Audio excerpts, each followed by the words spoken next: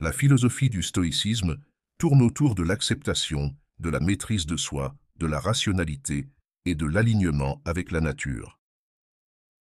Tous les sages stoïciens semblent s'accorder à dire qu'il vaut mieux être détaché émotionnellement, accepter le changement et se concentrer sur ce qui est sous notre contrôle plutôt que de résister aux transformations inévitables de la vie et de s'accrocher à ce qui appartient déjà au passé. Lorsque nous sommes impliqués sentimentalement avec quelqu'un, nous voyons souvent se produire le contraire de ce que les stoïciens enseignent.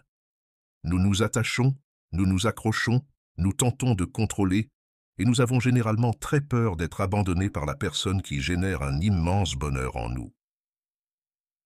La nature changeante de notre monde émotionnel nous amène à tomber amoureux, parfois aussi rapidement que nous tombons amoureux.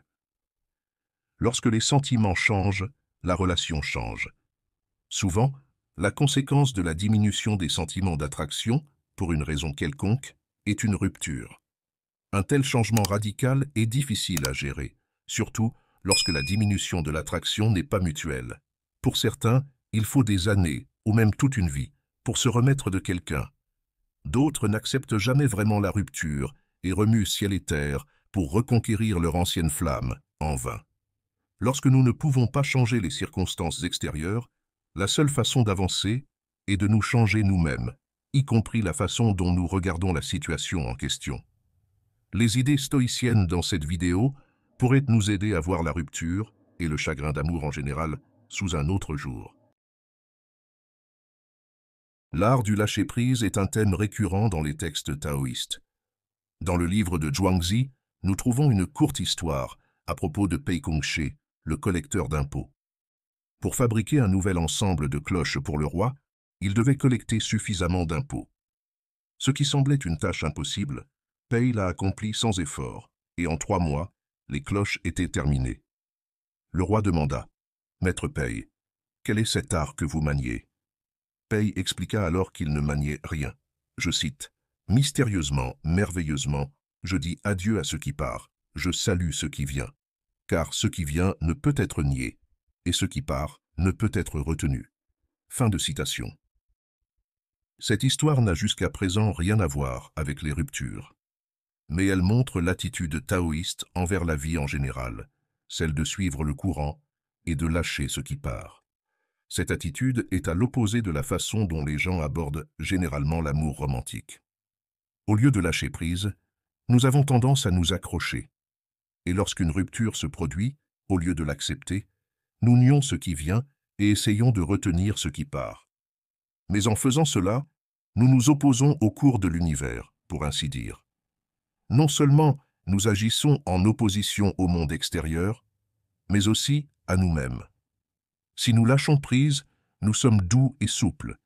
Si nous refusons de lâcher prise, nous sommes secs et cassants. Du point de vue stoïcien, la vie est douce et souple, la mort est cassante et sèche. Imaginez la douleur causée par le refus de lâcher ce qui est déjà passé. Quand nous continuons à vivre dans le passé, nous devenons finalement amers et incapables de permettre au présent d'entrer dans nos vies.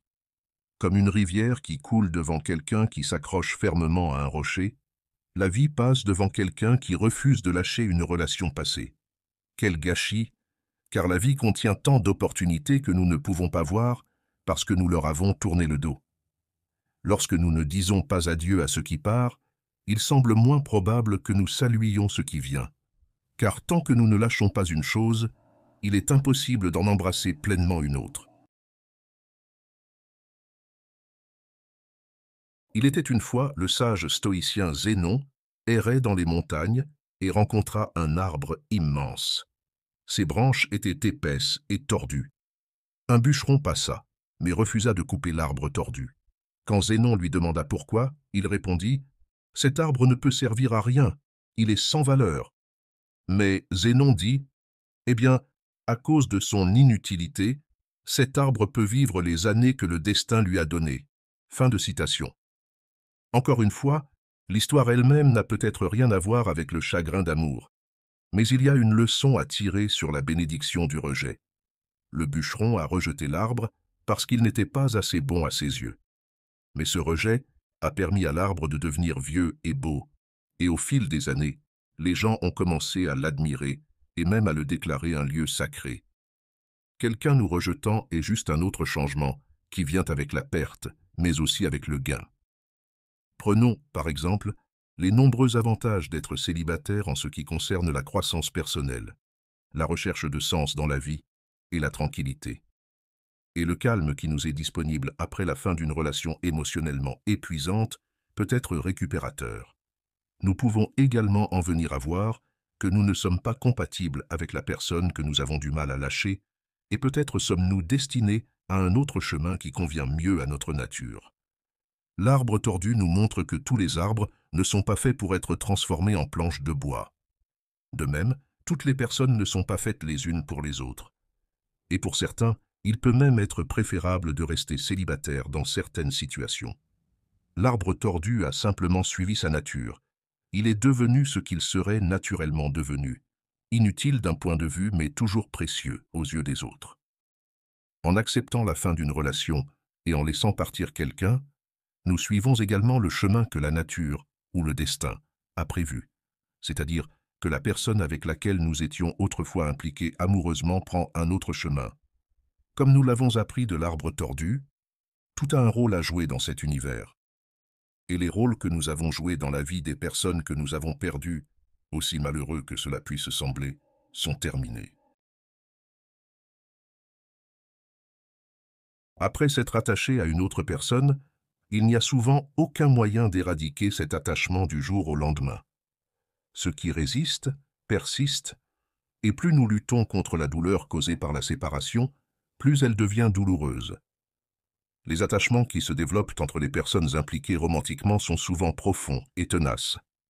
Un tel lien se dissout soit lentement au fil du temps, soit est arraché par une séparation soudaine. Cette dernière est douloureuse. Plus nous nous attachons, plus nous nous intégrons l'un à l'autre, plus la rupture est drastique. Lorsque cette séparation se produit, il y a une blessure qui a besoin de temps pour guérir. Beaucoup de gens essaient d'accélérer ce processus en cherchant des distractions et en réprimant leurs pensées et émotions, mais en vain, car la blessure guérit à son propre rythme naturel. Nous pouvons choisir de fuir notre douleur, mais nous devrons l'affronter un jour, souvent au moment où nous nous y attendons le moins. Nous pouvons choisir de combattre notre douleur, mais en faisant cela, elle ne fait qu'augmenter, car nous ajoutons une couche supplémentaire de douleur par-dessus celle qui existe déjà. Plus nous voulons être libérés de la douleur, plus nous en faisons l'expérience. Alors, au lieu d'essayer de se débarrasser de la douleur qui accompagne le fait de laisser partir quelqu'un, nous pouvons l'accepter comme une partie inévitable d'une rupture jusqu'à ce qu'elle disparaisse naturellement, comme la nébulosité se transforme naturellement en ciel clair. Je cite, « La maîtrise du monde est atteinte en laissant les choses suivre leur cours naturel. On ne peut pas maîtriser le monde en changeant la voie naturelle. » Fin de citation. La beauté est que nous pouvons faire confiance à l'univers pour résoudre les problèmes que nous ne pouvons pas résoudre nous-mêmes. Même si le changement semble aller contre nous, lorsque nous perdons quelqu'un que nous aimons, il fonctionne également en notre faveur, car il finira par nous débarrasser de notre chagrin et de notre peine. Et ce processus lui-même a des choses précieuses à offrir, comme devenir familier avec la douleur, qui est une racine de la compassion et de l'empathie. De plus, la douleur du chagrin d'amour a été une source d'inspiration pour de nombreux artistes. L'impermanence peut être une amie ou une ennemie, selon comment nous la traitons. Si nous nous opposons continuellement à elle, notre souffrance sera sans fin. Mais si nous la laissons être, elle se dissoudra naturellement et nous ne souffrirons pas de la douleur supplémentaire qui accompagne la résistance à ce qui est. Merci d'avoir suivi cette vidéo jusqu'à la fin. Si tu as apprécié la vidéo, je te serai reconnaissant de laisser un j'aime et de t'abonner. Si tu te retrouves sans mots, écris simplement « stoïcisme » pour montrer que tu fais partie de la minorité qui a suivi la vidéo jusqu'à la fin. Merci beaucoup pour ton attention et à la prochaine.